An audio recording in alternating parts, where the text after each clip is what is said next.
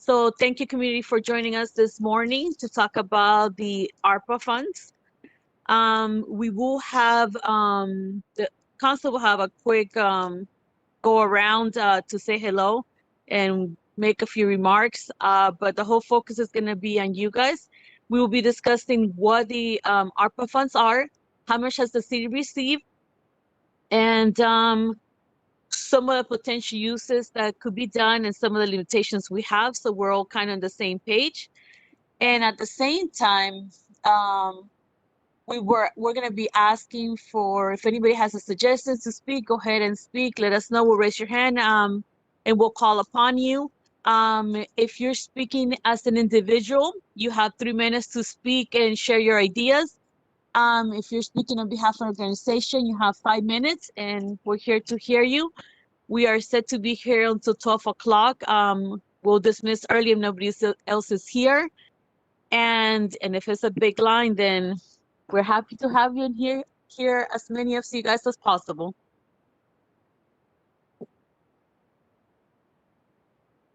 Thank you.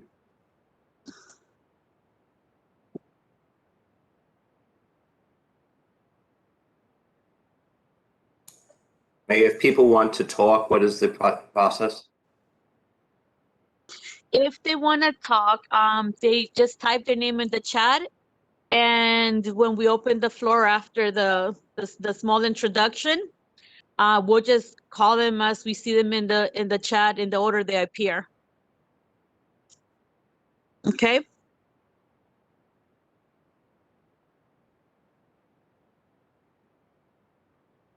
And Selena, are we going to be going and doing like a rotation for council to make a few opening comments, and then I may have missed that, and then go to the community?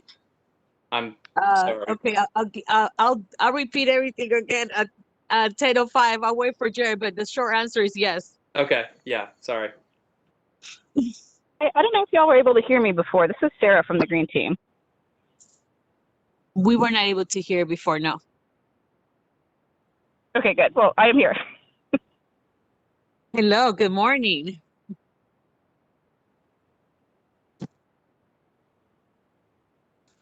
Okay.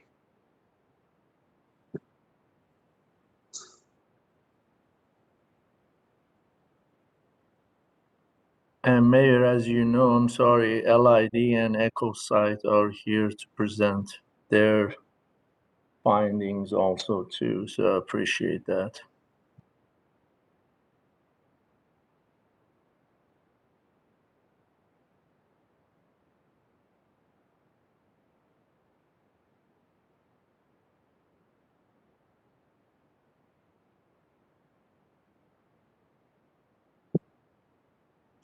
Thank you, Mr. Kamali.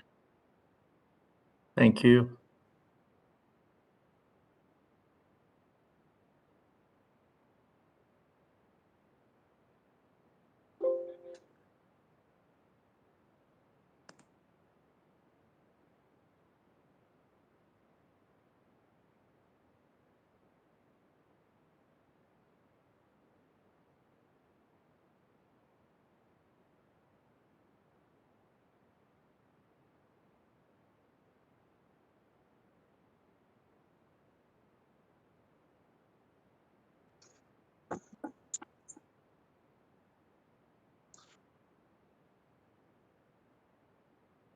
So welcome, everyone. I give it about a minute more than 10:05. It's 10:06 at this point. We are going to be opening this community conversation. I'm Selena, Mayor of the City of Mount Rainier, and we do have Councilmember Lucchese, Councilmember Jimmy Tarlow. I do not see my other two council members, and I apologize. If you're here, Jared and Scott, can you please let us know as well? And my apologies if I don't. There's a lot of people on the screen. I couldn't see you.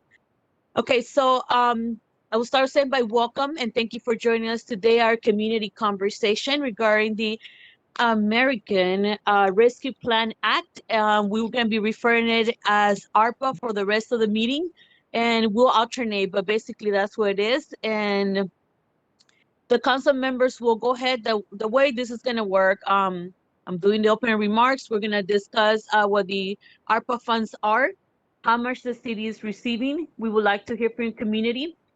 Before we open the floor to the public, the council members will have we'll say a few things, you know, a couple of information they would like to provide. We are not gonna be deciding today. That's very important for you guys to know. We are not making decisions. We're not voting on anything. We're just here to listen. On the 21st, we are having a meeting, which is our open session for a work session. And that's where we're gonna be like massaging more the information that we're receiving from you guys, and also other documents that we've been receiving from other people that were not able to make it to today's meeting. After we open the floor for the public, we're asking people to go ahead and put in the chat if they'd like to 3 minutes as an individual to comment. And if you're an organization, you have 5 minutes.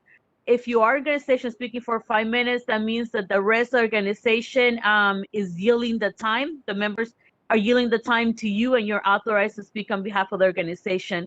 So I'll leave it at that. I will start with allowing with asking Mayor and Council to so let me give you a brief rundown what the America Rescue Plan Act is. And let me see what's going on.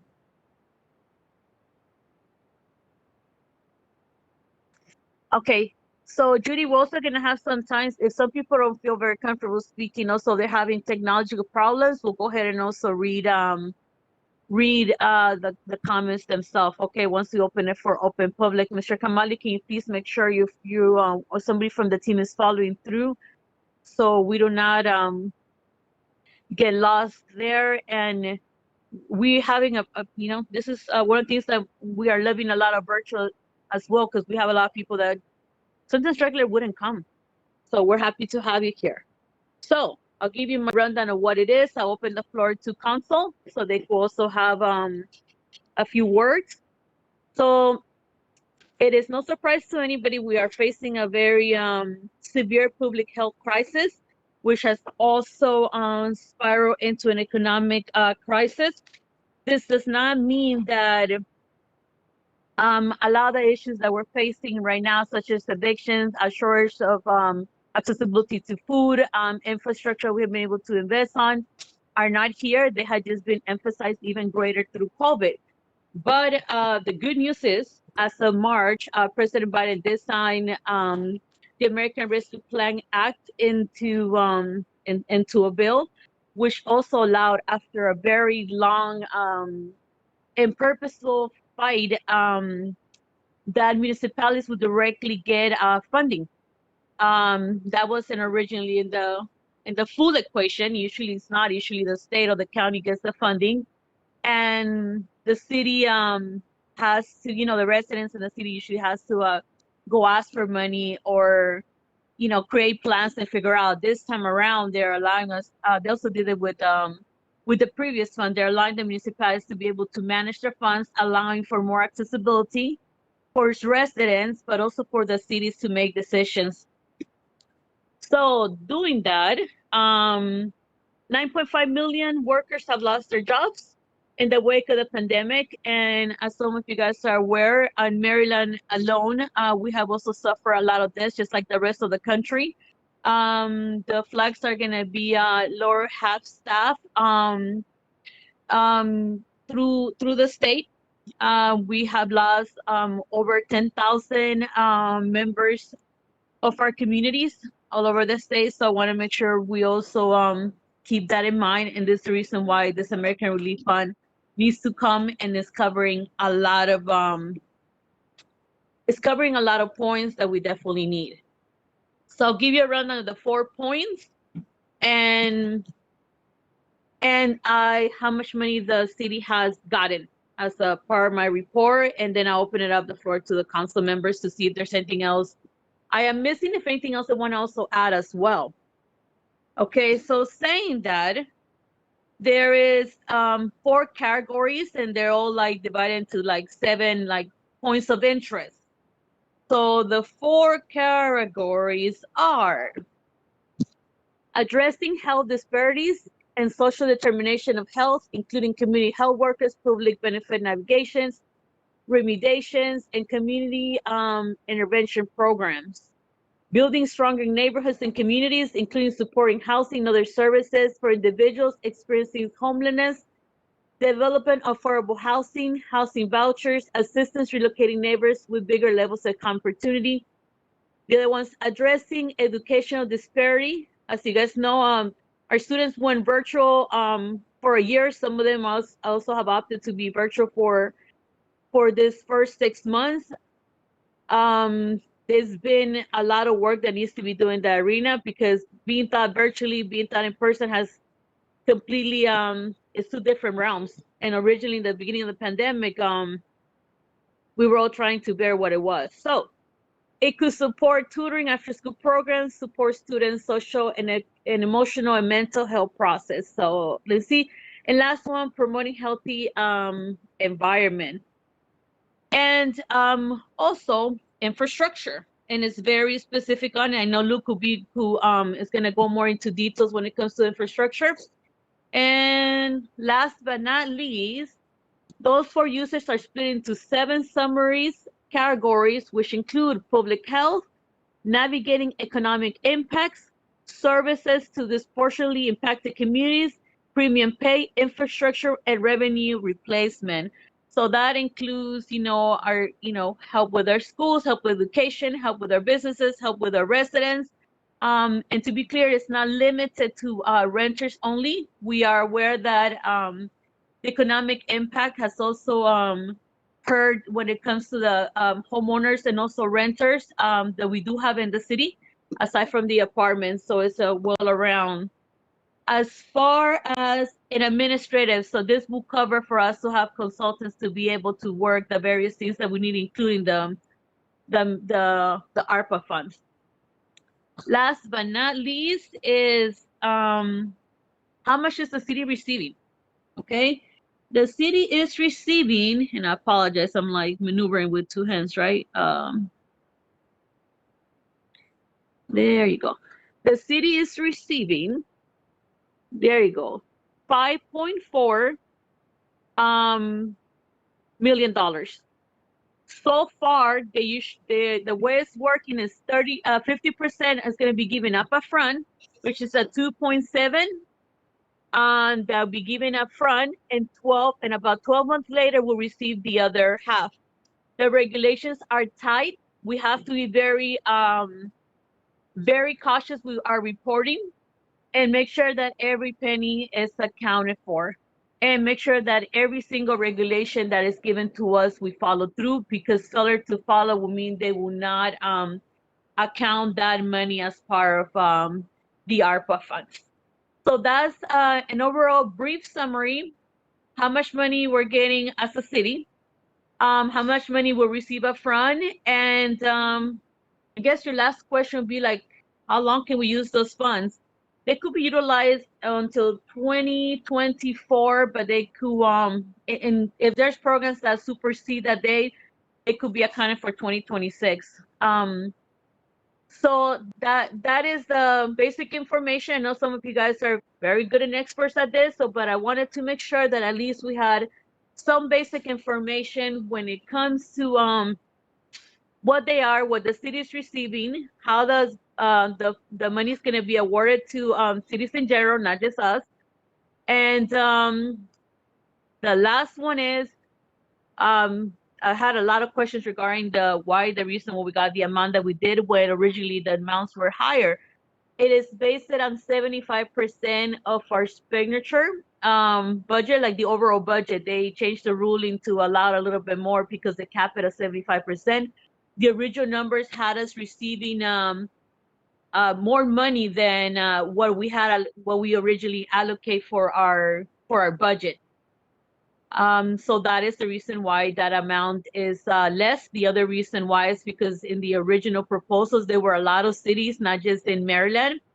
An example was Brentwood. They were not in the original list. Originally, it was thought that it was just like somebody mistyped it, right? They forgot to add it, but it wasn't even in the list. So they had to make sure that, that their funding happened. but that talking to mayors and various council members across the nation, they have expressed that that happened also in various like cities across the nation. So numbers had to be reset in order to allow for all the cities that were assigned to receive the money, got their share of the money as well. So I would like to, seeing that I have Ward 1, I would like to go to Jimmy and then Luke for the floor. And if I get Jared after that, that'll be fine. So Jimmy, you have the floor. Thank you, Mayor, and thank you everybody for joining. Can everybody hear me okay?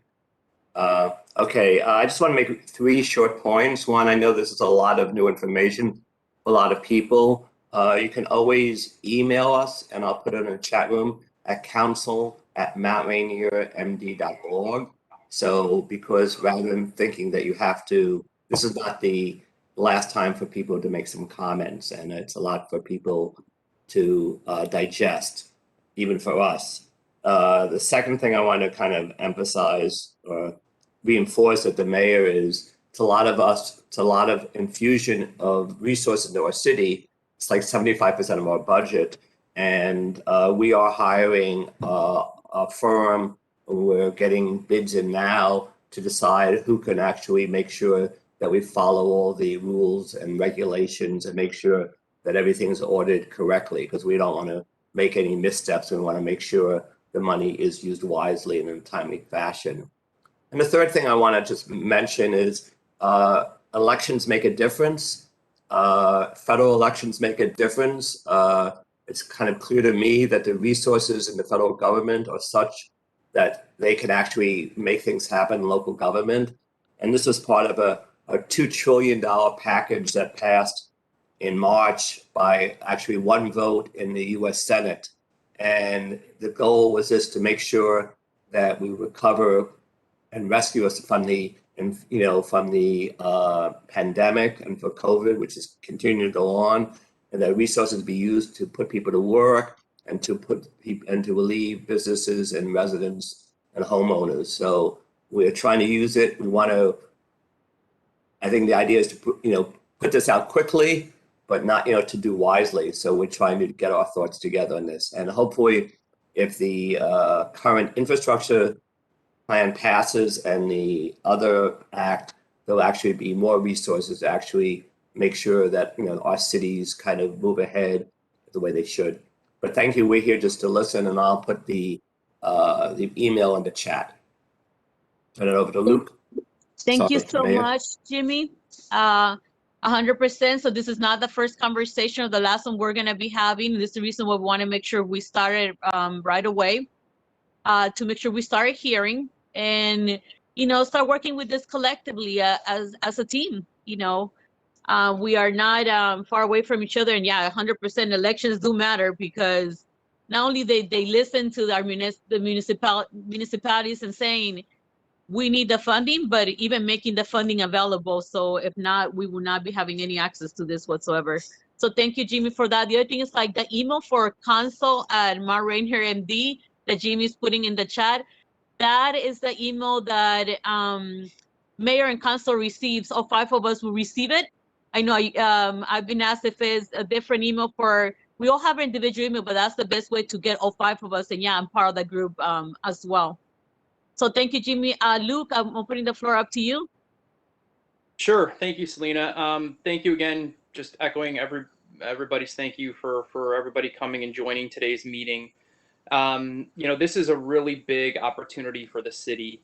Saying that it's 75% of the budget doesn't really even begin to explain how much of a generational opportunity this is for the city, because the majority of our budget usually just goes to staff, to just keeping police on the streets, people to pick up your trash, a city manager to sort of run the whole shop. That's the majority of your funding. So usually we get like 200, 300,000 a year for capital improvement projects. Maybe another $1 million that you get to do to other sorts of initiatives. But really not that much that you get to actually put towards a specific project or a specific cause. So this really dwarfs anything that we ever have on an annual basis to be able to address certain issues. There are limitations on what you can use the spending for. Selena sort of went into some of the things you can use the spending for. We can't use the spending to offset any costs that we would normally be expending in order to lower taxes. So we've got to be very careful about how our conversations happen during the annual budget season to make sure we're not mixing apples and oranges with this funding and our normal appropriations process. And I also want to say, there are a lot of shared interests here. A lot of the stuff that you see people talking about in the chat, you'll hear us talk about, I'm sure that you guys will have opinions about, are things that we've heard before and that I think everybody has a shared interest in. Figuring out, number one, how we can support people who maybe suffered on hard times, residences, businesses, stormwater infrastructure. That's a very important piece of this, of what's allowed under this bill. And just if people want to do some research on their own, the allowable spending on that front for sort of infrastructure is you can look at the Clean Water State Revolving Fund. Again, it's the Clean Water State Revolving Fund. It's a grant fund out of the EPA. And what ARPA says is any funding that would be allowed under that grant program, that's what's allowed under this sort of infrastructure stormwater spending piece of this legislation. So if you're interested to see what we can do, things like stormwater management, bioretention, green streets, that's there. And so climate resiliency is a big part of this. The flooding events that we had last year, the 45-minute deluge that flooded a lot of people's homes and damaged a lot of people's properties, those are going to become more and more consistent with climate change. And unless municipalities and counties adopt measures to help control some of that stormwater runoff, we're just going to experience these events more and more, and you're going to be cleaning up and cleaning up and cleaning up. And so part of the goal here is to help us do that because those projects are very, very expensive. Speaking of expensive, we all have these shared interests. And so, just speaking from my point, it's important to hear from the community about what it is you guys want us to use, because we would like to do everything, probably everything that we're going to talk about here today. The question is really, how do you skin the cat? You've got some projects that are really expensive. So do you do one big one or a few different ones? You've got the state and the county that are going to come out with aid for residents and businesses. There's talk that when the state and the county does come out with aid, that it would be offset by any aid that the municipality spends. So why would a municipality spend money if it's just going to offset what somebody might get from the state and county? So that's something that we think about. We don't want to duplicate efforts that are happening at that level. Another thing to keep in mind is the city's ability to administer certain programs. We do not have an entire bureaucracy that can do things like, grants or look at people's tax returns and make all decisions on things like that. That kind of work is really hard for the city to do. So when you think of programming, you have to think of what the city's able to do from just a human capital perspective. So that's sort of another headwind that we have to manage. So again, just I think everything that we're going to talk about here today is a shared interest of everybody. I think the question that is really going to come down to the mayor and council is, how do we divvy up the money in a way that is effective? We know it's going to get to people and help people. We know that does not duplicate efforts that are happening at the state and county level, and really is in the best long-term interest for the city of Mount Rainier. Again, this is just a once-in-a-generational opportunity.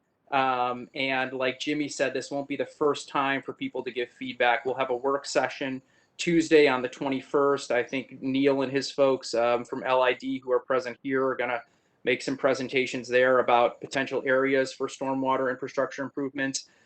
We have annual reporting requirements to the feds with this money, and it doesn't tie us to certain projects. We can, if next year we see a different project we can do, there's the ability to sort of amend our projects as we go forward. The sort of specifics of that and how much we can amend, that's why we're hiring a consultant to be able to do that. We don't want to lose out on any money because we don't report things the right way. So I know that was just a lot of sort of words, so I'll stop there, and I'm going to turn off my video in the chance that I can just spend this time listening to what you guys think we should be spending money on. Thank you. Thank you, Luke, for the rundown, and Jimmy as well. I do not see Jared or Scott here yet. I do see Chief. I do see Mr. Kamali, obviously, who's here as our city manager. So what we'll do right now is like we're gonna open the floor up to the community. I know there's certain things that were in the chat from a big kudos to Valerie, who was like here, one of the first person, followed by Judy as well. Judy, I know you typed something in the chat. I'm not sure if you were able to figure out your sound. If not, I'll be reading it. Are you here with us, Judy? Okay, so I'll move forward to reading it. This is from Judy Walsh Millet. Can figure out the sound. I have 2 areas of input. I don't know the regulations for these funds, but if someone could use for mental and social worker support. Oh, sorry, this thing moved. Support. Let me see. As an alternative tradition in policing, I would love to see that. Secondly, if housing is an area the funds could be used for, could Rainier supply funds to support affordable home ownership for African Americans as reparation for the era when Rainier was a Sundance town? Then I have load. Can we get a total of the number of the ARPA money coming to the city again? Mr. Kamali, can you read the exact number? Yes. Thank you, Mr. Kamali.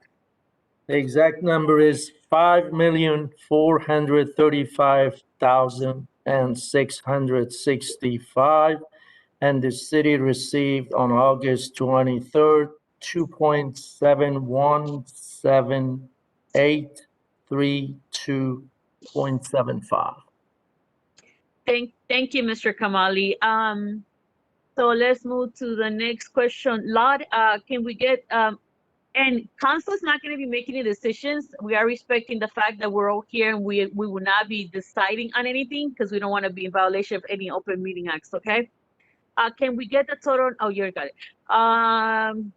Let me see. Mimi, my thoughts as well is affordable housing, homeownership for low income families, especially African Americans, retain diversity. So to be specific, we cannot just focus on one group. It has to be diverse. And right now we have about half of the community, I think it's 40% African American, 37 Latino. Our Asian American, our Asian families have also increased a little bit from the numbers I saw in the census. And then we have a variation of very strong, solid immigrant families from the various places, including Africa, Asian, and the Caribbean in the city. So it's a lot of great families. Jimmy, thank you for the email. Linda, I'd like to make a comment. And Linda, go ahead. The floor is yours. You have 3 minutes.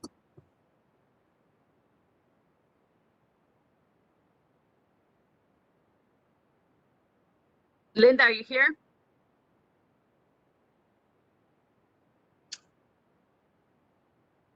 I could see you, Linda, but I cannot hear you. You may be muted. Just double check that. Linda, you're muted. Yeah, she's muted.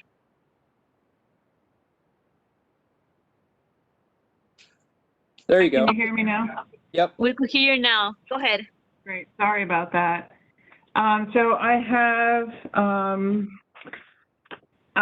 first of all, like, what a tremendous opportunity. Thanks for having this meeting, which I assume will be one of many before the city has to decide how it's going to use its funds. And I heard you say, you know, we can adjust that as we move forward. I have some initial suggestions. I have 2 questions and I have a comment.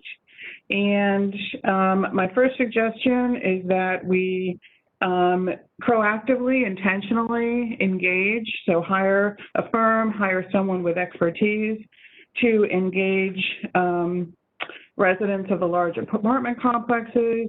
You know, a lot of the, you know, people who aren't on this call probably won't be at the council meeting, so engage our lowest income residents who have been most likely been the greatest impacted by COVID and look at data, do surveys, talk to people, do focus groups to really get a sense of what the entire community's needs are.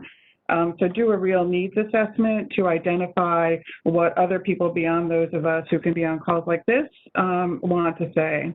Second, I think an idea is to have an intentional dialogue just with our anchor institutions, so the Business Association, the elementary schools, the library, our fantastic nonprofits, maybe the Parks Commission, right, to figure out like what needs do they see that fall within the confines of these funds. I think, thinking about some sort of intentional support for any PGCPS quarantine students, so kids who are sent home, and I think we're going to have a lot of them who are quarantined, and what kind of things can we proactively do on our own, or, certainly by hiring someone else to do it, to help those people. I think it'd be really important to identify all the vacant retail and underutilized retail and create some sort of new business support program. This money could be used for an aging in place rehab work, right? We have a lot of older adult citizens who need some just, not huge grant amounts to get their homes up to a standard where they can stay in them. I'm all for the mental health work. We might really think about contracting with a group like CASA or some other organizing community group to do outreach and organizing to all Mount Rainier residents with an emphasis on the lowest income ones around their rights as tenants, on access to services, on programs they might avail themselves of. And then my last suggestion is that we really have to, anything we do has to be thought through from an equity lens. We really have to think about, is this the most equitable way to do it? Is everyone benefiting from these resources? My two questions real quick are, does Mount Rainier have any lost public revenue that these funds could be used to replace? That's an eligible use. I haven't heard anything about that. Maybe we don't. And my second question is I saw in Luke's update that the city hired a consultant to look at stormwater issues. I want to know how much that cost if we're using ARPA funds for that consultant. I've done a bunch of research this week, and the communities I've looked at that have already hired consultants are on their way to most 99% likely they're going to do whatever the consultant's working on with their ARPA funds.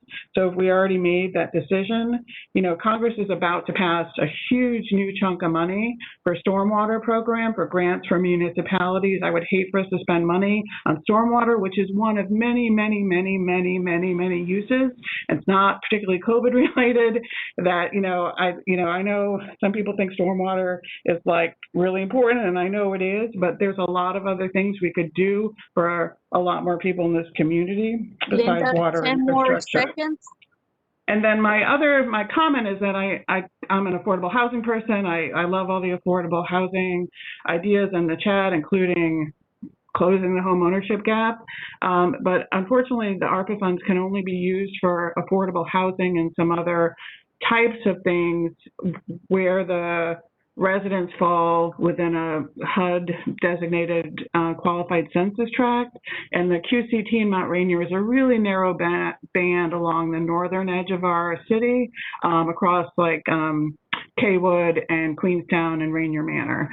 So I'm all for that, but I just want to say that that's according to ARPA, that's nothing that could be done, unfortunately, broadly across. That's not to say a lot of other support programs can't be instituted with this money. Thanks a lot. Thank you so much. And Linda, and as well, Jimmy did point it out, and apologize because it's usually standard for us. Can you guys please, after you guys say your name, also mention your block number in the city where you live, so that way we have it for our records as well. All right, Linda Couch, 4100 block of 33rd Street, which is a great block. Thank you. I know. I was like, thank you, Linda. No, so quick answer to you. The consultant was for water storm management specifically. We are taking information to hire consultants to run the whole entire thing to help us more than anything. So the consultants we're going to be bringing in, right now we're still deciding. We're getting quotes from consultants. are basically making sure that our reports are doing fine. At the same time that that we follow all the guidelines, and that's where we're at. So the purpose of the consultants that we're bringing, at least my understanding, and the same thing for council, and it's not for them to dictate what we're doing with the money, but more to advise us to make sure we're doing the right thing based on what the limitations of the limitations of the Right, but fund. how much, my question was, how much did we spend on that consultant for the stormwater work? And my comment about that is that spending any money on that is an indication that the council is like decided that sure, at least a portion of our money is going to be used for that. And I thought that I heard us say that we're not there yet, that we're really thinking through what our options are. So how much money did we spend? I don't know, that'll be a Mr. Kamali question. Mr. Kamali? What is the question? I'm sorry, I'm kind of lost. How much did the stormwater consultant cost? Yeah. Well, that is something that let Luke talk about it, because we haven't spent anything so far, and we are planning to have potential areas with cost associated, and we will be presenting that one to the mayor and council on September 21st in the work session.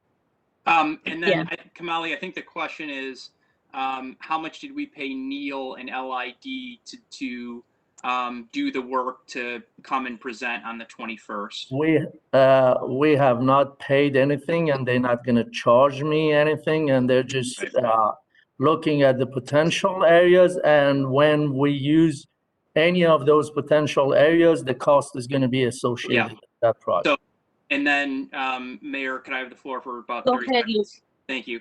And then just to provide a little bit more context, Linda, so we knew that some of the funding could be used for stormwater infrastructure. The reason why we wanted Mr. Kamali to work with a consultant, and LID has always been very good at working with the city, which is why we got this at no cost. What we needed a consultant for was to identify projects that made the most sense and have a cost proposal on it. So we knew, all right, do we want to do stormwater projects? How much are they going to cost? Because we can't really make decisions until we know what dollar amounts are. I just see that as a second step after we've decided that we want to do stormwater work. So I just feel like you kind of went out of like sync with how I would think the process would work, but I don't want to take up any more time, and so I'll let the meeting move on. I think the other thing we have to remember is like that we're working on the infrastructure bill coming on. So we also need to make sure we're ready with numbers and information. So that's what ultimately want to do. And this is like, even if like, the water management is something that council had talked about, doing in very small portions. But, obviously COVID hit, and that definitely derailed anything we could do with it. But that's where we're at, just getting information to make sure that if, money is being spent on the various things, well, we have a number of what it looks like. Also, Linda, thank you so much for putting giving the information about the housing and making it a little bit more clear. I know that's your area of expertise. That was very good information back for also the community to hear. Okay, let me see. Let me see. My apology. I'm trying to get through it. I Okay. think Brooke is the next on your list. Brooke is the next. Next one is Brooke Kidd. Great. Thank you, community, for gathering today around this important opportunity to really invest in everyone that's part of Mount Rainier and make it a more equitable experience and recover from COVID, because we're still in it. My name is Brooke Kidd. I'm a resident on the 4100 block of 29th Street. I'm the vice president of the Mount Rainier Business Association, fondly called MRBA, and I'm the co-founder and executive director of Joe's Movement Emporium. And I'm going to mostly speak from my hat of Joe's. Go ahead, Brooke. We are the largest nonprofit. And we are wanting to partner with being part of the solutions and extend our space and our staff and our expertise in grants management to meet the needs of our residents. You know, as to echo Linda's idea about an assessment, I think that's really critical as we understand. We know from our work as an out of school time provider that the educational disparities are severe and that literacy is number one. And we have a variety of partners to help address that with our work that we do, not only in our programs at Joe's, but in our relationships with both Mount Rainier and Thomas Stone elementary schools, you know, on up to the middle school and the high school.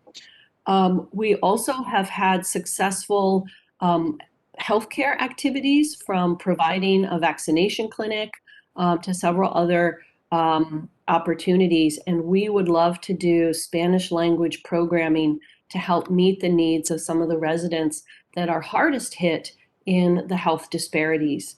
And I would like to co-create these programs with our community.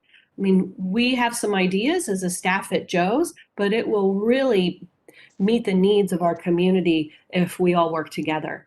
And finally, we have chronic stormwater issues at Joe's, and the solutions require an investment. Every single business in the Route 1 corridor is affected by stormwater, and it's eroding the value of our commercial properties. And if you are a small business and you actually own your property, it is meeting the maintenance needs for stormwater is out of reach for most of us.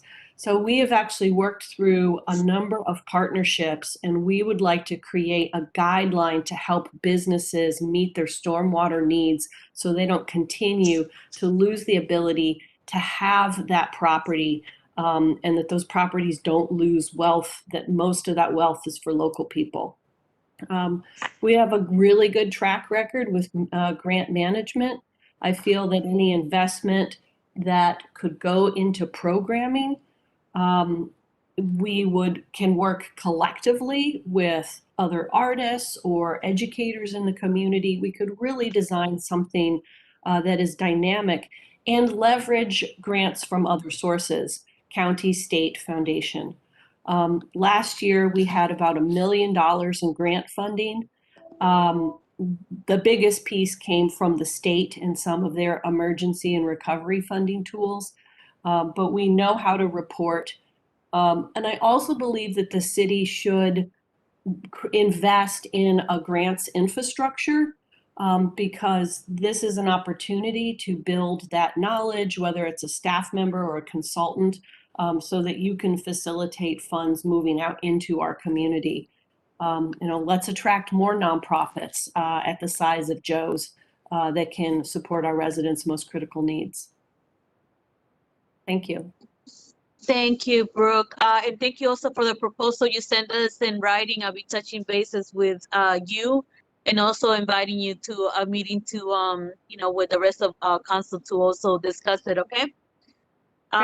Linda, to also address one more thing when it comes to accessibility, usually on Thursdays I do the food distribution, and it has created an open space for the residents from the apartment to talk to me and give me their ideas. And I will be hosting a mayor's meeting on October 8th in the community in Ward 1.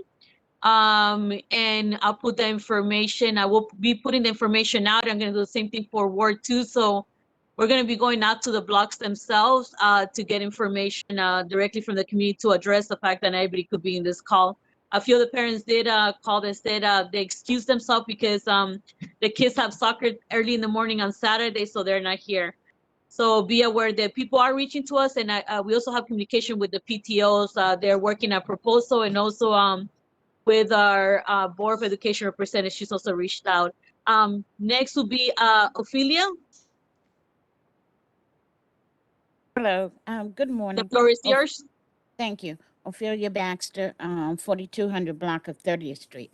One of the things that struck me, and I don't know if it could be covered by this grant money or not, is that we have a lack of, and I think it's a safety and health issue in the downtown quarter of Mount Rainier because we don't have any public restroom facilities. And so I don't know if we can use any of this grant money to perhaps come up with some sort of a public restroom, near City Hall, near the bus stop, to alleviate all of the, I know we probably spend an inordinate amount of staff hours and money cleaning up the alleys from people using those as restrooms because they don't have access to anything else. And this is, I know it's a safety issue at night, but this goes on all day long. If you're at the bus stop and or you've shopped in our downtown and you're going back and forth on the bus, you don't have any facilities to be able to use within the city. And, I just think that's a health and a safety issue. And I'm especially, concerned about the women who need a public option to use the bathroom. You never know when you're going to be sick or what have you, but I don't know if any of the funds can be used to that. And, I thought that was something that we should look into. Thank you.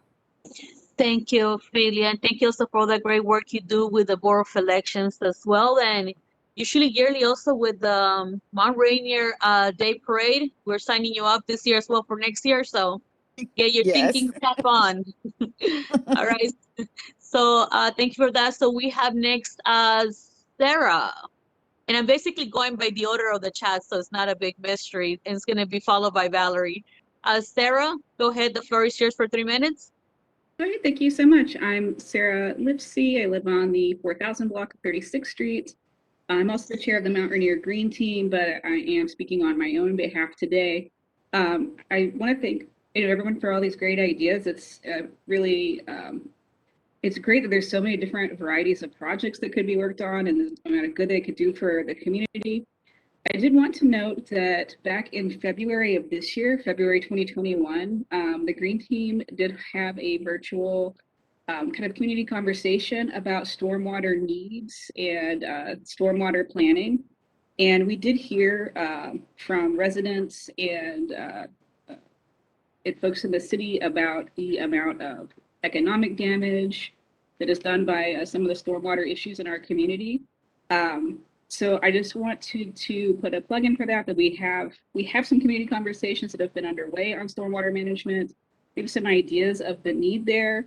I understand that there may also be a separate pool of infrastructure funds at some other time, but I just wanted to keep that in the front that it is a stated need that we know of in the community, and we people are very interested in stormwater mitigation and the preventing the amount of damage it causes to properties, as Brooke said, like businesses, but also residential properties as well.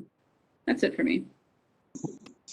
Thank you, Sarah, and thank you also for the work for the Green Team and starting that conversation. We know, like, through the rain that we had, a lot of the apartment buildings were flooded, especially like in the Kaywood area, some of the homes right here in the south as well. So it's a safety concern as well, because fortunately, climate change. We had a 1 hour rain that like flooded endless amount of residents, and a lot of them were like in the most vulnerable areas. We also have a lot of rain coming down from the hill up in the school and watering everybody down. And I know residents have been taking precautions and working. Okay, so Valerie, you're next, the first year, and thank you for being the first one on the line this morning. Hey, thank you for having this for us. There's so many great ideas. I'm in the 4100 block of 31st Street, and there's so many great ideas. And they were so well presented. I feel bad even jumping in. I will second. I didn't think of, but I will second Ophelia's restroom idea. In fact, back in the early 2000s, I read an article about how Mount Rainier did that on the Circle, and that instead of doing a study and this and that, as DC would have done, and 6 months later we can discuss the study, Mount Rainier just put in public bathrooms and problem solved. So that was one of the things that attracted me to Mount Rainier, was the proactivity of the town. So I'll double down on that. And then also the stormwater issue. I live on top of the hill, so I'm lucky, but we still have issues. And on the green, that made me think of, there's, you know, the vines that are taking over the trees, and not everyone is in a position to be able to get rid of them, because either they're too far advanced or the people are not, you know, physically able to. And I don't know if there's something that can be done to that extent, because it's killing our trees. The ideas that I had were business incubation. Someone had mentioned that earlier. We have a lot of empty properties, and to subsidize the rent and cleaning them up for people who want to open businesses, but the rent is prohibitive here. And, you know, for a year or something, and see if they can get it going. And maybe they could partner with, or we could partner with the Mount Rainier Business Association to help them through some of the bureaucratic processes that are also an obstacle to opening up businesses. One of my neighbors I was talking to, she's at a wedding, so she couldn't be here, but she had suggested cleaning up storefronts of businesses to attract more visitors and build more city revenue in our town center. My thought was also town-wide Wi-Fi.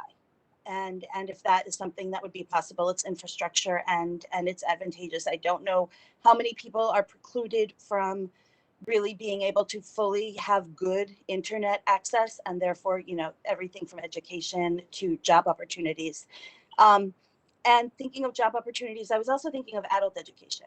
We have obviously the need for education for children and youths, but also helping people to find work or better work with more skills and broader skills. And so, you know, the economy is changing, people are changing, and so that's something that is often missed in our society, in our culture, and in our county.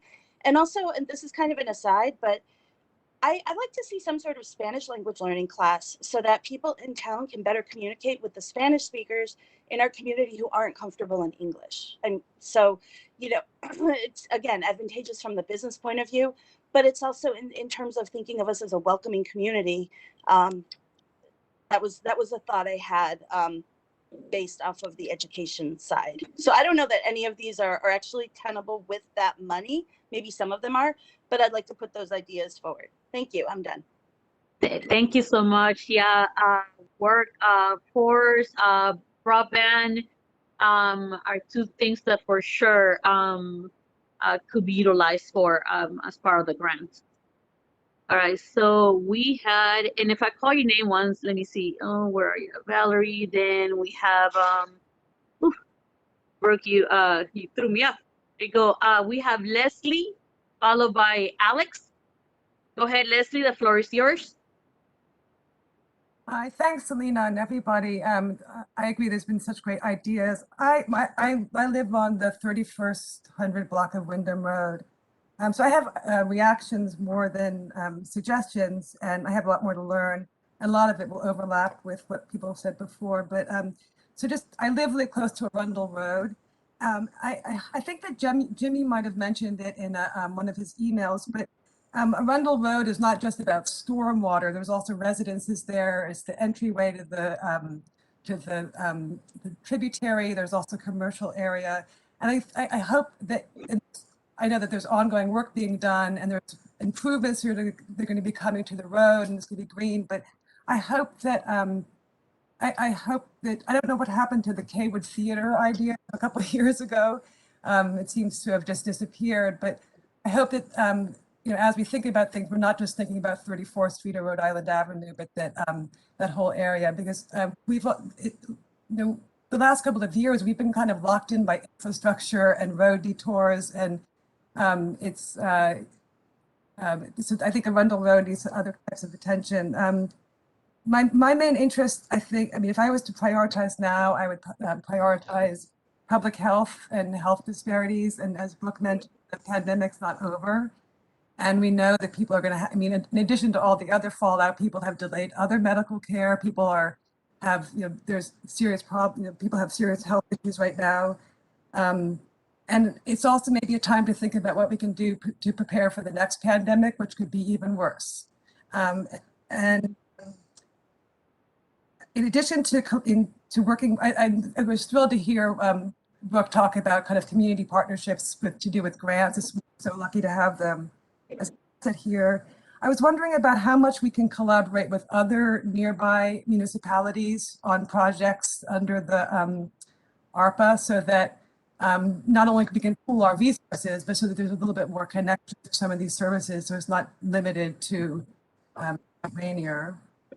And I think that's what I have to share right now. Thank you, Leslie. Yeah, we're going to be working with other municipalities 100% with that, the county as well, because want to make sure we're coordinating. I think Luke or Jimmy mentioned, like, want to make sure that we're expanding on the word that's coming and collaborating. And if there's various projects where we could work as collectively a couple of the cities, we'll go ahead and work with that. I know, especially aside from the schools, there's other things that some of them have mentioned. We are very fortunate that we have at least a part-time social service coordinator. Some of the cities actually reach out to ask, what our job, about our job description, what they do, because they're interested on it. But definitely, like, work collectively to figure out if we could create a hub. When it comes to regarding the theater, the problem, we were facing a lot of great ideas. Unfortunately, at that point, the people that owned the theater did not want to sell it. So it will have been maybe a 9-9 lease, and it was a lot of money to just be a lease. So that was part of the things that stopped. But yeah, 100% is looking into a plan. The economic development department has fractured between Rural Island Phase 1, 34 Phase 2, and then continue to the 4 phases as well. So it's a phase program even in our day-to-day. But yeah, definitely when we talk to business, we talk about all of them, not just 34, but every single business in the city. So thank you for the input. Can I just add one quick follow-up? In terms of community partnerships, similar to what Brooke was describing, we live in, like, being in the Washington area, there's lots of major, like, national nonprofits too. I'm thinking especially of groups like the Association of American Medical Colleges, and groups that are very interested in community public health partnerships. So we have resources nearby that can help us with that. Thanks. Thank you so much, Lily. Yeah, if you have those resources, we'll happily add them to the list, especially as we try to, because it is a lot of money. We But can't hear you, Selena. Make sure we have support. Oh, sorry. Oh. Can you hear me now? A little bit better, not much, but. Oh, sorry. Can you hear me better? Yeah. Here, let me stop the video. Okay, so we have Alex next on the list. Alex, Hi there. Sorry. Thank you, Mayor Benitez. Can you guys hear me? Yeah. We can hear you. Thank you. So I've heard a lot of really great ideas from other people on this call. And so I fully support a bathroom at the public bathroom downtown in the center of Mount Rainier. And I actually also wanted to advocate for, not only public stormwater management, but also stormwater management at individual businesses and individual residents' properties. Stormwater is a problem that we all have to deal with. And for instance, if my neighbor doesn't have gutters on their house and all their water runs off, it's going to run into my foundation also and flood my basement. So, stormwater, or it's just going to fill their yard with water and then move on and go to the next person's yard. And so I think we should really look at stormwater mitigation as a holistic approach involving everybody, and not just what we can do sort of in the public side of things, but also engage homeowners and businesses too to try to mitigate this. The thing that I'd really want to advocate for also is public health infrastructure, and in particular, trying to minimize lead contamination in Mount Rainier and clean up lead contamination that we already have. We're a very old city. We have a lot of old water pipes, and replacing lead leader lines into our houses is very expensive, and a lot of people can't afford this. It would be great if the city would help to subsidize that cost to test the water, and where needed, replace any lead lines with modern alternatives to reduce lead levels. It would also be great if the city would be able to help homeowners with lead testing and lead cleanup or mitigation costs. Say if a homeowner has to do a renovation on an old house, if the city would help with lead issues. That's a particularly there's a report from a couple of years ago that shows that about 7% of children in Mount Rainier have elevated lead levels, which is too high. So second, to follow up with that on public health, is I'd like to advocate for lowering the speed limits in the entire city of Mount Rainier. There is a national transportation safety paper published from 1991 by the Proceedings of the National Academy of Sciences, and they studied the impact of reducing speed limits from 30 miles per hour to 20 miles per hour in a city. Doing so reduces carbon monoxide levels between 17 and 13%, volatile organic compound emissions between 10 and 22%, and nitrogen oxides between 32 and 48%, while fuel use is essentially the same. So reducing the speed limits would dramatically reduce our air pollution in the city. That said, air pollution particulate matter has been linked via a number of, quite a lot of recent research to more severe COVID cases, more severe respiratory issues. So I see this as a roundabout way to help clean up the air in the city, reduce pollution, and at the same time mitigate the impact of pollution on respiratory illnesses for people in the city. And so I think that, that would be something that's really important to me, and I'd like to advocate that. Thank you, Alex. And Mr. Kamali, make sure that's added. That's something that we definitely, the speed limit for the city overall could be added to a future agenda. We could put that in the rolling agenda for right now to make sure there's a spot there so we could review it. Thank you, Alex, and for everything else you also do for the city. We have very active community members, which is always great about Mount Rainier. Okay, I have Chart followed by Greg. Go ahead, the floor is yours for 3 minutes.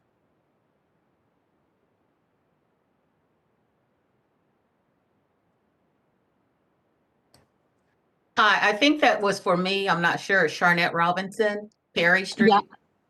Yeah. If I think it must be you, Charnette, but I'm going by whatever your name tag is on your chat. So that's what you're under. So Charnette Robinson, go ahead. Okay, thank you and good morning. Thank you all for doing this, giving people an opportunity to speak on this. And I want to really thank Alex for bringing up the speed issue in Mount Rainier. You know, that's been a constant thing with me. I wanted to take, we actually did go up to Pennyroyal to take the family out to eat. There's no kind of barrier to protect kids that may go into the street, and Rhode Island Avenue can be very busy, and it's very frightening, especially if you have an autistic child. And we can't go out to dinner like that, to sit out and just constantly try to keep your hands on somebody who has special needs. Thomas Stone and Mount Rainier do not have autistic classes, so you have a whole community of children, especially there are kids from out of the different apartment buildings that go out of the community to receive their educations, but they're not receiving any services in Mount Rainier. They cannot really go to the parks because our parks are not fenced in a way that the kids could be secured to play. They're not like other children that will just stay inside of a park area.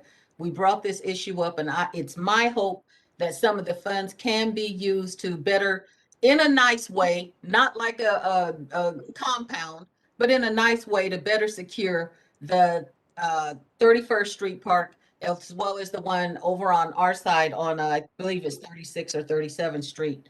If they could just secure those parks a little bit more with fencing, and to the Nature Center, they really don't have any services down there for special needs children. And I just want to see that if some of the money could be used for that. And it is a public health issue, and it's very dangerous, especially if you're walking with a child that can run away from you or get out of your grasp at any minute. It's just not very easy in this community. And with the traffic, if you're unloading your car and your kid gets out and gets away from you and they're autistic, it's very dangerous.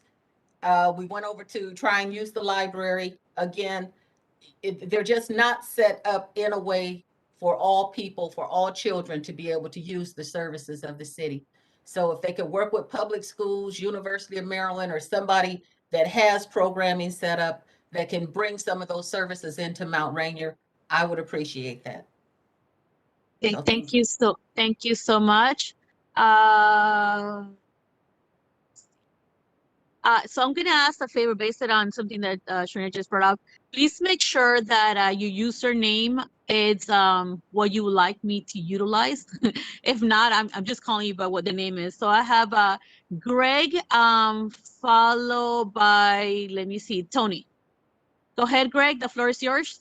Hi, thanks, Mayor Benitez. Greg Ceton. I live with my wife, Kathleen, on the 4200 block of 34th Street.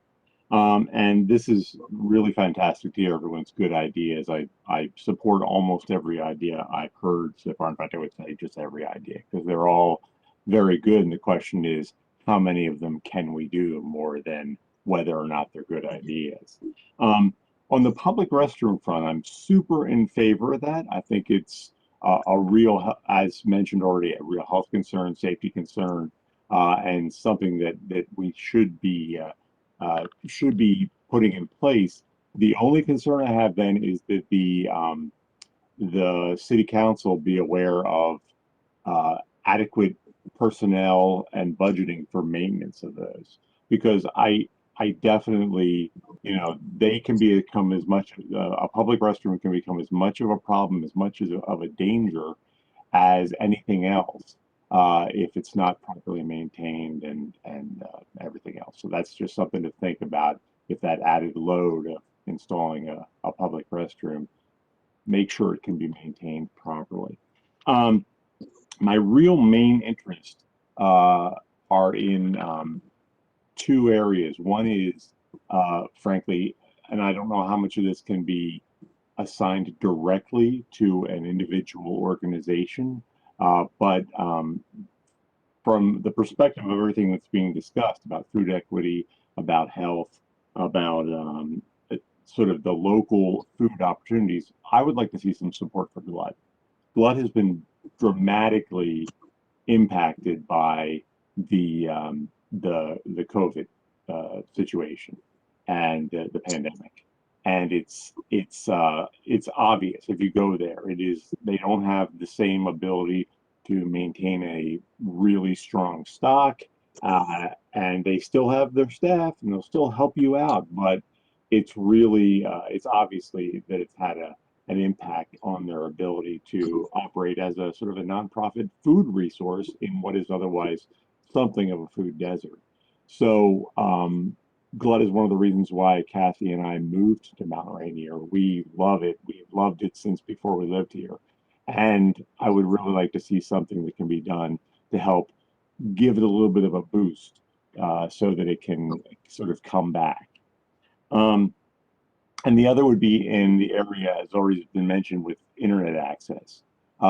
We should definitely be looking at our own local library, how well we can staff it, what the hours are, and what kind of access it provides. Because a lot of the programs that are being provided right now by the Prince George's County library system, we need to have better access to them from our own local library for residents to be able to use the internet and other things that are, in many cases in the Prince George's system, accessible by the internet, but it presumes that you have internet access. So we have this great library. It's very close by, and the ability there for users to access the internet and make use of the resources provided by the library, as well as other ones already mentioned, generalized education, access to economic benefit, applying for jobs, all that kind of stuff. So those are the two big areas for me: GLUT and the library, and how the library can fold in with the Prince George's County. All right, thank you so much, Alex, for that input as well. I do have a comment. This is Greg, not Alex. Go ahead. So sorry. I'm so sorry, Greg. The skull started moving, and it's like I'm trying to get all the. It's okay. I understand. Thank you, Greg, from 34th Street, and we're happy for your recommendation as well.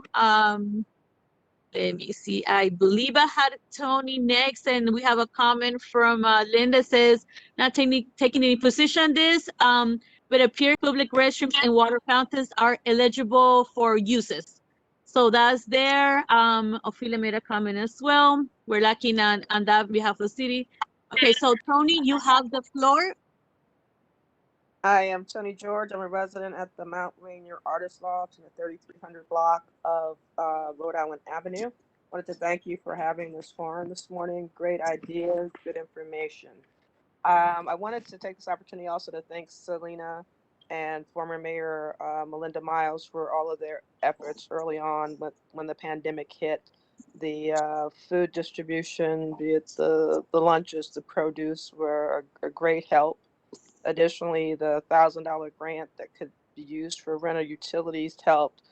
You know, the guidelines for unemployment changed, but there were a number of people that should have been eligible that did not get unemployment. So the $1,000 did offer some relief, and it's a nightmare dealing with unemployment. It's just, the system is just really broken at this point, and a lot of people still aren't getting their benefits on a consistent basis. They're often interrupted.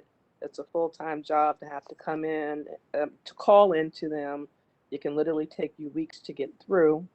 And you listen to all of the new messages and prompts only to be told that all of the staff is busy and they can't talk to you, and it just hangs up on you. And then sometimes you can call through and it'll allow you to leave a callback number, and they will call back, and it typically is a few days, but that's a job in and of itself.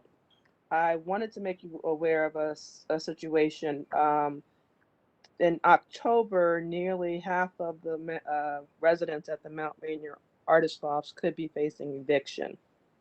The manager on site applied for rental assistance for a number of residents.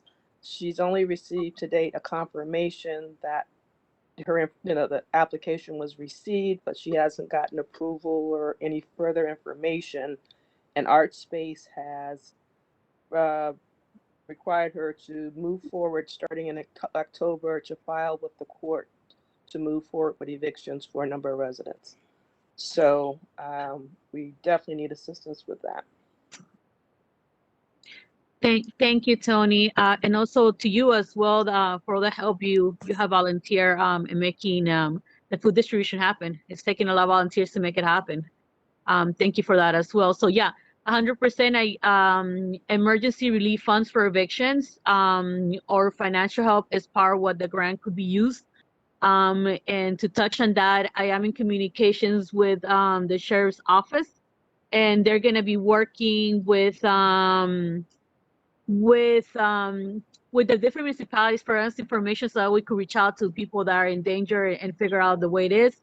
And fully aware that, yes, the county offers a lot of money, so we want to make sure that people know it's there, but it limits, there might be limits on people being able to apply, or people are in waiting holds, so we need to find a way to make sure that if somebody's in the eviction, already list, that the county is pushing on there and to make sure they're reviewing those applications as fast as they can to help them and provide, what other ways to provide for the CDOB as well. All right, so the problem is that it's a delay in the funds being dispersed. There was an initial round of assistance that came through, but they did get confirmation, but it was much later before the funds were actually given, to Art Space. But now again, we're in a holding pattern. Funding is available. It's not been dispersed, and I think it's crazy to evict half of your tenants when money is potentially forthcoming. Yeah, so let's sit down and talk about it this week to figure out what can the city do in the meantime to bridge that gap, Toni, and make sure that we keep our residents there. I'll definitely send me an email, and I'll make myself very flexible. So I'll touch bases with you this week as early as Monday if you want me to. Okay? Okay, thank you. All right. Perfect. So I have great Ophelia making a comment. Valerie, great idea to be able to communicate with Spanish. I see classes for children but never for adults. Yeah, we're trying to make sure it's equitable across because we need to be able to communicate all across. Let me see. And I apologize. Every time somebody makes a comment, it throws everything up across. So we had Toni already commenting. We have Ophelia making a comment. Brooke also made a comment, job training program will likely to adopt if met any JH level, especially in partnerships through, employee PG's, Prince George's County. We will be a local hub for accessing job placement. Yeah, I think that's something that we're also looking into. They have a lot of great workforce men. They just need partners to make sure they're coming to the communities. Yeah, she would like to take advantage of both Spanish and ESL if there's available. We have a comment from former Mayor Miles. It says residents are dealing with water issues and it's not a water storm as we usually think of water storm, but it causes the same problems as stated by Brooke for businesses. What plan will be put in place to use some of the funds to help owners? Followed by from Mayor Miles, former Mayor Miles as well. Has the city received any of the American Rescue Plan community conversation funds? If so, plans are already in the place for spending those funds, and can the public receive a copy of it? We are in stage 1, which is like, communicating to the community and hearing your input. So no plan has been put together. That's what we're here. Jimmy did answer. We received 2.7. We are having our first discussion on how we're going to start using these funds as this Tuesday work session. So yeah, so right now we're laying out the plan, but wanted to make sure the community wasn't an afterthought. And this is the reason why we're having this community meeting and hearing you guys out. And like I said, some of the conversations we know been having on various things, aside from us getting ARPA funds. So this is definitely tying a lot of the things together. Let me see. Leslie agrees on speed limits. Timothy Meyer. Timothy, are you here? Do you want to speak, or do you want me to just read your comment? And Mayor Miles, the same thing. I think you went out. I am here. I've been juggling kids, so I've been floating in and out. But yeah. You could just read the comment for right now. I can do a follow up at some point in the next couple of days with you about the PTOs. The only thing I would just say, as a general rule, is Mount Rainier Elementary, especially, I know, is very interested in anything involving stormwater, because the school sits at the top of a hill, which is one of the highest points in Mount Rainier. And we've been fighting for 2 to 3 years now to try to address stormwater at the school. So if there is any use in these funds to address some of the stormwater issues that we have there, it literally has a trickle effect from, we have pictures of the way, all the different directions that the water flows from Mount Rainier Elementary. And then the other thing I would say is, from a health perspective, we are doing everything we can to try to invest right now in outdoor education, because one of the number one parent concerns, and I think this applies at both of the local schools, is parents want their kids outside as much as possible and not inside the classrooms. And that partly is dependent on weather and things like that. But there might be a way to have some discussion and hopefully spend a little bit of money on expanding the outdoor classroom type of opportunities at both of the local schools. Thank you. I think you read most of your mail, but thank you, Tim. And also the PTO. I know you guys were working very hard this summer, both PTOs, to make sure to provide outdoor space and having a welcoming space for all of our kids. It's very impressive how far you guys have gotten, and definitely some of those funds should be able to help us well. It says many parents and the local PTO groups will be strongly in favor of reducing speed limits, especially when the blocks to me around the schools. Yeah. And you'll be surprised also as well around it. Some of the streets people think they're highways in the middle of the street. So 34 being one of them, and some of the side streets as well. Let me see. So yeah, so if the PTOs have a proposal, I know you guys are juggling kids today. I did got the message from our Board of Education member, Pam, who I had a very good conversation. Submit proposals over and and let's work through it. Let me see. So thank you for all you guys do as well, and all the residents who are volunteering this summer helping out as well with kids or without kids. Thank you so much for that as well. Let me see. So that was Tim. Follow. I have Sarah's agreeing on speed limits and making streets safer for playing, walking, running, and biking. Correct. I think we might have to do an overall city speed limit.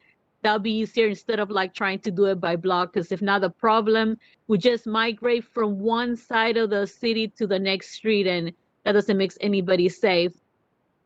Next one is Shivali goes, so sorry. My apology.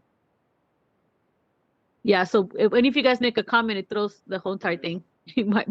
I keep apologizing for it, but let me see. Yeah, so a lot of the things that were mentioned are county related. We are going to be working with the county to figure out where they're going to be using their funds. We had an initial meeting, and I actually personally have asked for a follow-up meeting to figure out what are they thinking about, like utilizing their funds, what they're planning to do within their city, so that we could coordinate and help. So the idea is it's important. Some of the parks that were mentioned, so I'd like to see pressure on Maryland National Capital Parks and Planning to make the facility ADA compliance. Yeah, we could collaborate on that and rather spend ARPA money on city controls. Yeah, 100%. We're making sure that, you know, the county utilizes their funds in the city to maximize the impact. And thank you, Shivali, for that. And at the same time, making sure we utilize on things that we also need to do. Shivali, I know you put a comment there. Do you want the floor as well or no?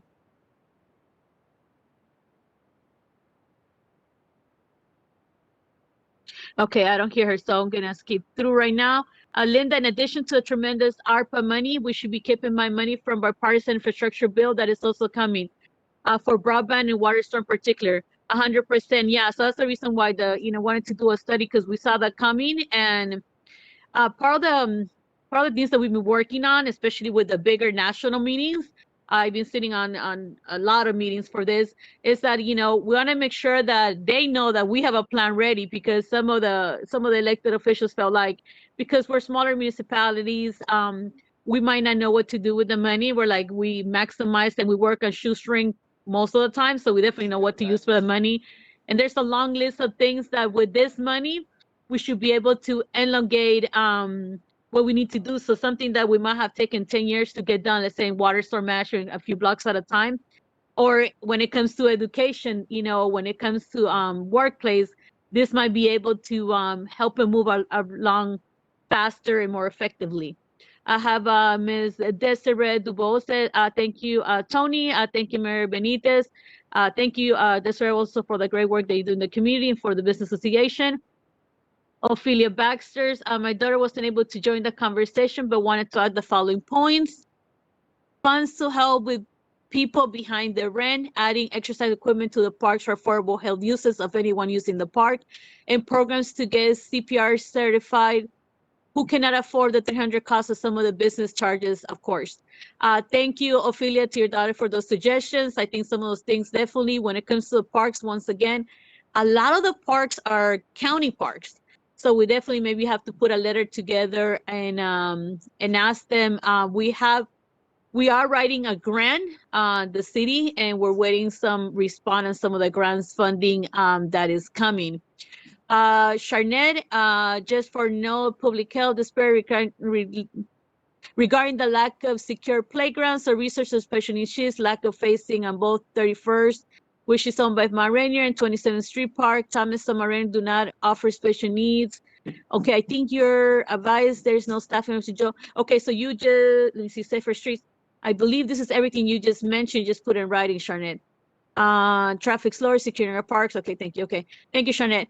And thank you for, leading the movement when it comes to ADA right here as well. Ophelia, 30th Street has sometimes become more of a super highway, especially at night, running stop sign and real problem all through the city. Yeah, so if we do an overall collectively, that might solve it.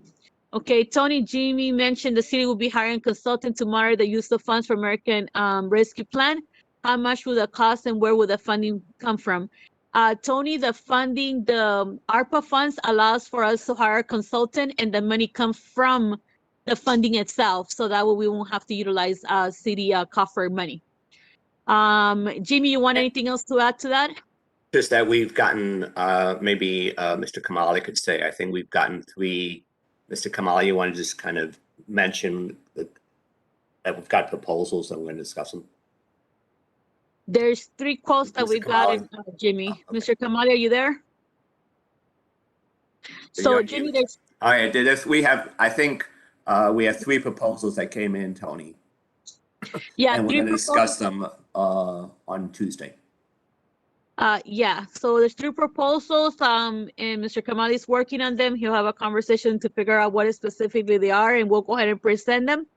Yeah, but no decision has been made on a consultant, but yeah, the money comes out of the funds itself. So any consulting work that deals with the funds comes from the funds themselves. That was one of the things that we were happy to hear, because in the reality, small municipalities, we're not going to be able to have like 30 staff members to take care of some of the various things that are coming above that. So that And is let me the just end of kind of, the, hold on, Selena, Jimmy. Hold on one second.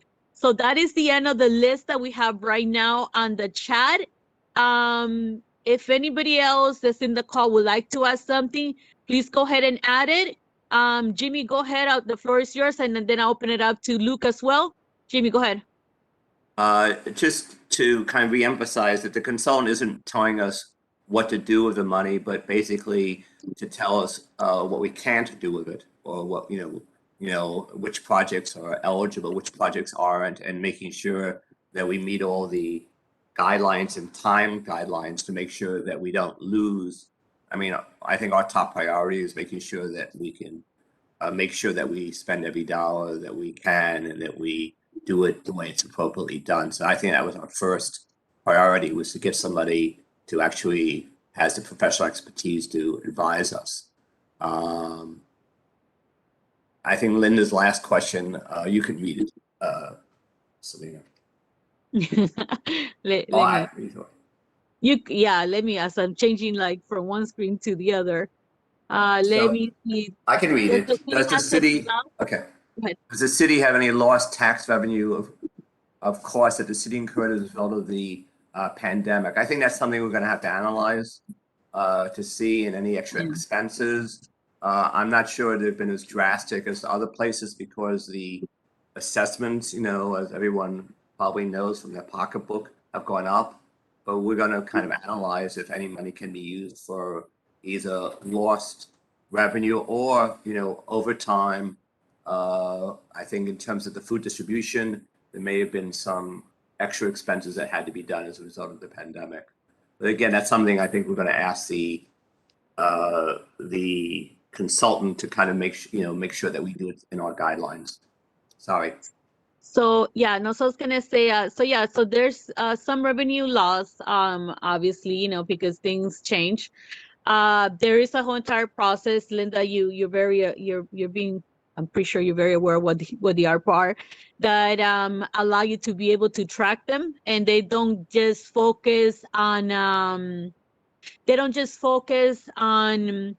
what last year looked like, but they want to see some of the previous month prior to COVID, so that way they have a full assessment of, yes, the funds were lost because we were expecting this much fund, and this is what the trail looks like. I could give you a simple example. Let's say parking, right? So we were not really collecting as much, or whatever the case was, right? Because of COVID, people were not driving as much and stuff like that. Something small like that. But yeah, there's some of them, and yeah, 100%, we're fully aware that they could be utilized on that. We'll figure out which ones they are. So I know for a fact, I talked to Mr. Kamali and the rest of the staff to look into the budget to figure out what they are and what could potentially mean, and if we could utilize some of that to report. But yeah, so the idea is, one, make sure we're 100% reporting. The other thing is, if we utilize $750,000, we have to do what's called a single audit. So we want to make sure that that's also, taken care of as part of the funds. And in doing so, making sure that we do not return any penny back, that we utilize every single penny, because this is basically the stage for them to say yay or nay for the infrastructure bill. If we fumble on this one, they could easily say, hey, you guys cannot deal with the money. So, and not just us as the only city, but collectively, like the cities around the nation. And they might say oh no, then we're gonna go back to the old way where we give it to the county or the state, and you have to and they run it, and you petition from them. So yeah, so we're making sure every single one of those pennies are utilized in our city to strengthen and moving forward. I know that's the same thing Mr. Kamali, the team, and also the whole entire council feels. Okay, so let me see. Luke, do you have anything else to add? I don't want to Lucas? Yeah, Go yeah, ahead. yeah. Thank you, Mayor. Yeah, I just want to say thank you, everybody, for showing up on a Saturday morning, giving our feedback. I'd recommend that folks also attend Tuesday's work session just to hear some of the projects that the consultant for stormwater management comes up with. The public comment isn't as wide open as it is here today, but that doesn't mean you won't have an opportunity to say something, and at least you'll hear our conversations. What I just find, public will be allowed to speak. It's just a little bit more limited than the forum you have here today. What is so heartening is that all of the feedback that we're hearing from you all today echoes conversations that I know I've had with Selena, I've had with Mr. Kamali, I've had with Jimmy, I've had with Jarrett, I've had with Scott. Everybody seems to be speaking the same language here. The question really is, and I think Greg may have said it, like, how do we, and I think I said it earlier, how do we skin the cat? How do we divide this up in a way that is the most effective as possible, long-term interest of all the residents here in Mount Rainier? That's really the question. And there's not an easy answer to that. And it's just we're going to have to think hard, and you're going to have to keep giving us your feedback and yelling at us about what your interests are, so that we make the best possible decision as we can on behalf of you. So just really appreciate everybody coming in. Thank you. Okay, thank you, Luke. So let me, I like how greatly active you guys are on the chat. And thank you so much for spending your Saturday morning. We know you could be doing so many other things, but we're here. We're here to help and try to get through this together. That's the beautiful thing about this. And I'm looking for, where was the last comment? Where are you? Okay, so yeah, so I answered Linda. Ophelia has a comment regarding disappointed to see that neither Ward 2 council members are here in the meeting. Okay, I know I spoke to Jared, and he has given me some of his feedback. They'll be here in the meeting as well, and we'll also be discussing it with them as well. Alex, Bunker Hill between 37th and oof, you guys move me. Bunker Hill between 37 and 34. You guys keep making comments. Sorry, you guys keep losing my little spot.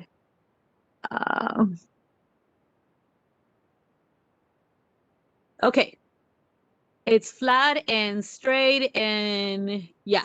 So the consultants, so when they talk about water storm management, it's not just like fixing the underwater of the storm. It's talking about rain gardens and other stuff such as that the city has been leading for a while.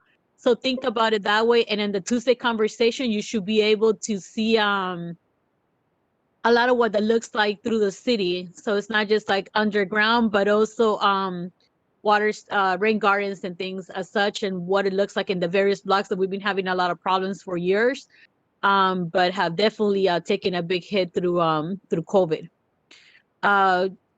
Let me see. There you go. And nearly 1/3 of the cars do not. Yeah, the people are really bad at stopping by. So having an universal speed one definitely will help. Let me see. I did set a question. I believe is from Ophelia. Yeah, you have 3 minutes to speak as well on the meeting. And like I said, it's not going to be like it's a work session, so we do not vote on the meeting either. It's just more like ironing a little bit more the ideas that we're gathering from here in the conversations we've been having with the various partners, the churches, the PTOs, the businesses, that this will be able to get it through. Let me see. All right, super speeders on 31st Street as well. Yeah, 100%. Outdoor recreation equipment like CP, apps, Brentwood have along our trails and parks. Yeah, definitely. So we'll see like what could be covered, what not, and what belongs to the county as well to do. Shivali Rise, Marine PTO mentioned stormwater management being a problem. Mount Rainier Elementary is on the same block as Spring Park, which is similar water management issue.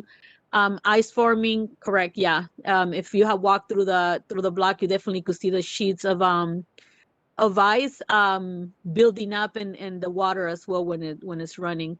So that is something that we need to take a look at it. Okay, let me see. Desiree asked regarding, can funding be used to assist existing business that experienced economic disasters as a result of COVID? Perhaps a business recovery. Yeah, some of the funds could be utilized for that. We will have to, let me see, another round of grants for business self-employed as well as independent artists community. Yeah, so that all falls under the, so that falls under like the ARPA funds that could be utilized as well. Yeah. Let me see. And I know for a fact that based on even our discussions that we've had in the open meetings when it comes to the ARPA funds, the businesses and, you know, the art community is part of this conversation as well, and how you can help. We are an arts community, and, you know, you guys are very talented, but also business owners as well in the many faces that you guys had that you they utilized. Yeah, so the meeting, yeah, the chat and the meeting all will be safe, and we're gonna be putting these thoughts together. Let me see. Ophelia Barry's like Ward 2 doesn't have any representation.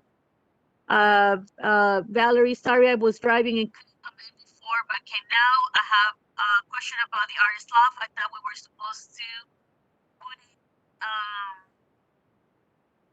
Selena, we lost you. My apologies. Can I ask you guys to please hold on commenting right now until I get closer to the end, because every time you guys comment, it moves my screen all over the place.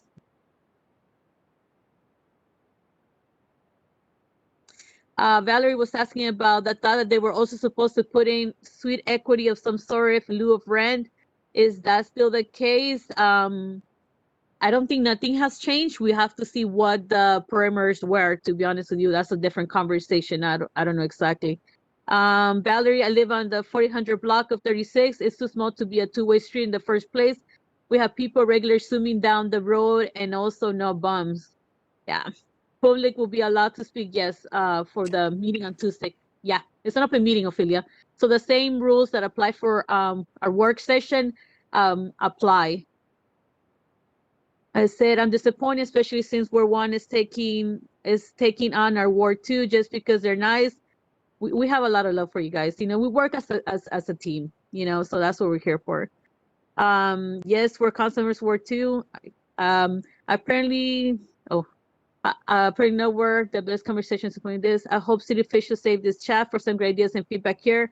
Yes, Linda, we'll be saving this information. And then we're having a back in Ophelia and Valerie, right? Maybe we need to hear from them.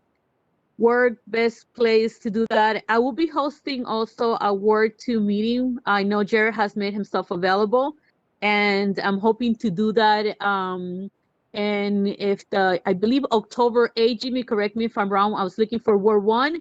I'm gonna try to host one for Ward 2 as well, maybe like the following week or two after. I make sure I do not run into the Zoom run, because that's a big fundraiser for our PTOs in our schools. So I will set a meeting with Ward 2 as well in the council I think members. it's Saturday, October 9th, and we were talking about doing it at corner 32nd at Upshur. Yes, so I will talk to the Ward 2 representatives, Ophelia and Valerie and Toni, so that way I'll be there. We'll provide all the information you need, and I know at least Jared has mentioned that he will be he will like be at the meeting as well. So we are working and doing every effort that we have face to face, not just you guys coming to City Hall or just having virtual meetings, but also you know, that's a lot of things that I did with Ward 1, and I know Luke as well. We did it together, so we want to continue doing that at all levels, so that way you have face-to-face interaction with your council members, keeping all the COVID restrictions restrictions as much as possible. All right, so remember, electronic recycling finishes until 2 p.m. So go out and styrofoam is being collected. Thank you, Green Team, for making sure you take that load from residents, and you guys collect quite a few. And thank you to Public Works also for being available and making sure we are moving electronic where it needs to be and not in trash cans. I noticed it's a closed caption, which is great. Maybe a transcript could be released. We'll work on that, Valerie. Headed there right after Jimmy. Oh, perfect. Okay, let me see.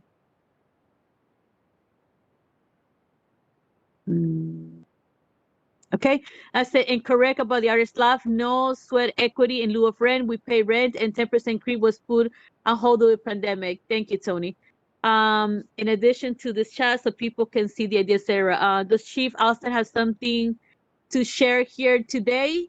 I think the staff is here to hear your ideas and suggestions.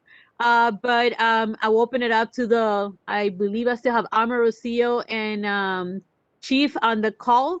And I'll open up the floor to them if they want to mention anything. You know, they work year round with the community. Let me read this through and I'll open to you guys. Let me see. Tony's interesting because that's removed here in early 2000. We're told they were talking about it in the other night. Yeah, so I don't know the specifics on it. So this would be something else we need to discuss aside from this meeting. Okay, Timmy, regarding traffic, Tim Meyer, sorry. Regarding traffic and speedy concerns, hopefully some of the proposals like lowering speed limits can be addressed separately. Yeah, we discussed for it to put in the Rody agenda so that way we could address it in a meeting aside from this. We'll be happy to testify. Thank you so much for making yourself available to testify when it comes to the speed around school, by school, through the streets, and the dangers for pedestrian and bicycle as well. And so I'm not sure about it, but I plan to bring it up on Tuesday. Yeah, you'll be able to speak like when we open the floor. Thank you, Ophelia. Let me see. You're out of town. Okay. Remember the work sessions and the legislative sessions are recorded, so you guys could view them later. They're also on Facebook and Zoom, so you're able to catch them later as well on the Mount Rainier City page. Okay. Yeah, Toni was, part of the Artist Love group that moved in first. Say, I have to run. And you're welcome on behalf of the staff and council as well. There are artists that have business and no employees that were not eligible for past fundings. Yeah, so that's something to consider as well, Toni, when it comes to what restrictions we have and not, and how could we able to help the artists locally as well. All right, so thank you from Ophelia and thank you from Leslie. Alma, Rosillo, Chief, in that order, Mr. Kamali. Anything you want to add?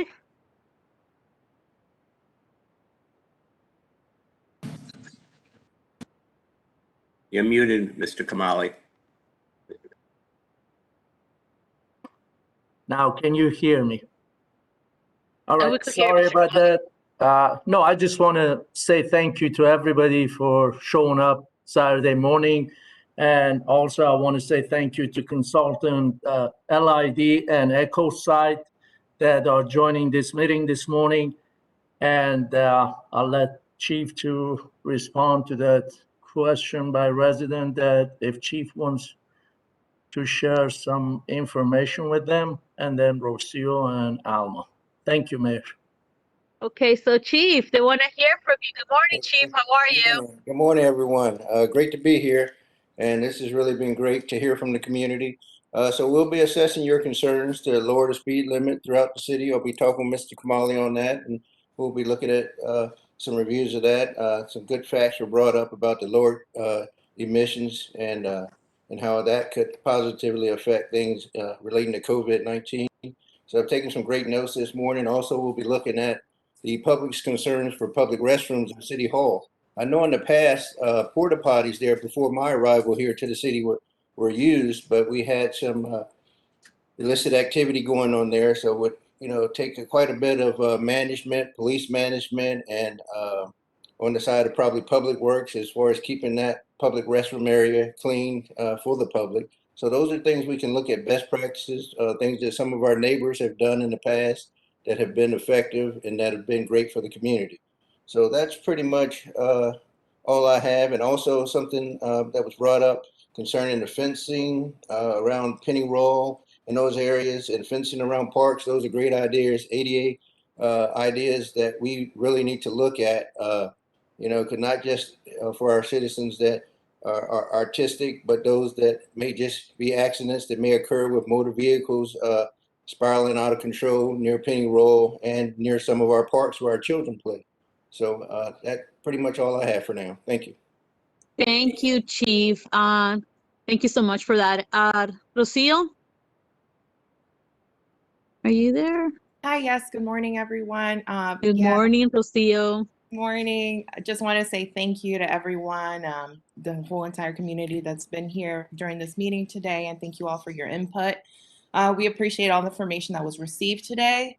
We've taken good notes here and, hearing from all the concerns that were expressed today. So we'll be working, very closely as a team and trying to develop, plans to use this money very well. And yeah, especially with stormwater, I mean, hopefully we can, discuss more about that in the, later future meetings. So thank you, everyone. That's it. Perfect. Thank you, Rocio. Is Alma still on the line? Morning, everyone. I'm still here. Good morning, Alma. And I thank Mayor and Council and also all our residents for being in this call. Like Rocio and Chief and Mr. Kamali, we all have your same concerns. We're here to work together. I know we have a strong team, and we'll definitely work on everything and all issues that have been presented today, and hopefully we'll have a solution for everyone in our community. And just wanted to say thank you to everyone. Thank you, Alma, and thank you to the whole entire team for pulling together. I know we've been having conversations about the ARPA funds even before we knew they were 100% coming, and you guys have been pretty active in those conversations. And it's more like also brainstorming, because we're gonna need all of us to work together to get out of this, and not only get out of this, but also thrive out of the situation. So I'm hearing bicyclists are also running stop signs. Bicyclists, please stop running stop signs. It's not just the cars. Yeah. So Linda, we are gonna be adding. I did share the legislative schedule with council. They're reviewing it to make sure we do not accidentally end up in a holiday, and be respectful of the various people. That's the reason why we started at legislative session this year on Wednesday, because there was actually a holiday on Tuesday, and so we are trying to make sure we stick as much as I can and be respectful of it. A lot of it we're finding like the school calendar / county calendar, to make sure we get it covered. So yeah, so all the work session legislative sessions are going to be added to the calendar this week.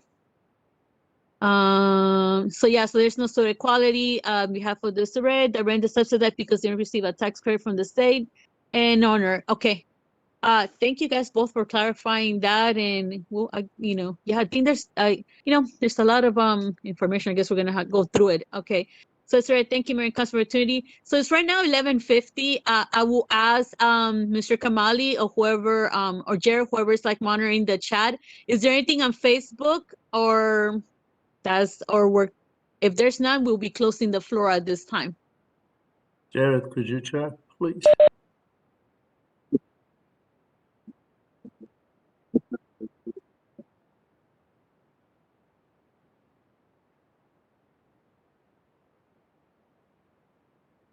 Perfect. Thank you. Yeah, we have a great team that really cares about the city. We're very fortunate. Thank you, Jared, for that as well, for your help on conducting this meeting. So it is 11:51. Jimmy, Luke, any final words as we come to an end of this meeting? Thank you. Jimmy, for you have everybody your for mic open. Luke, I see you shaking. Jimmy, go ahead. Oh, Luke, whichever. Thanks everybody for coming. That's enough. Just thanks. Appreciate it. Okay. Perfect. So the meeting will be at 7 p.m. We are going to be posting the information when it comes to, it's going to be a virtual meeting so that we could reach us. You could watch it through WebEx or Facebook Live, and we'll go ahead. I know we'll miss you too, Ophelia. But we'll I be would just enjoying our ask Saturday. one last thing for. Yeah, go ahead, Jimmy. Somebody should send an email to Jared and Scott. They may have very good reasons why they couldn't make it. So so yeah, I'm gonna rather than just I would ask for us, just to give Ophelia maybe just send them an email and see if they had some reason. Well, they are gonna be here Tuesday, so I'll make sure that they always have the floor to speak, and they'll have they their can various explain, means of communication. But just to be clear, this conversation was what the day was agreed upon all of us to make sure we didn't. It's no ill intention on nobody's end. The day was agreed on behalf of all of us, and it was discussed in at least one meeting and via email to make sure that we all knew we were supposed to be here. So just to make that very 100% clear. But they definitely they'll be there Tuesday, and they'll be able to talk to us about what's going on, and we're hope that everything's fine with them, right? I'll send an email after this, Jimmy, to wrap up like the group. But I would like to say to everyone, thank you so much for being engaged, just not with the ARPA funds, but every day.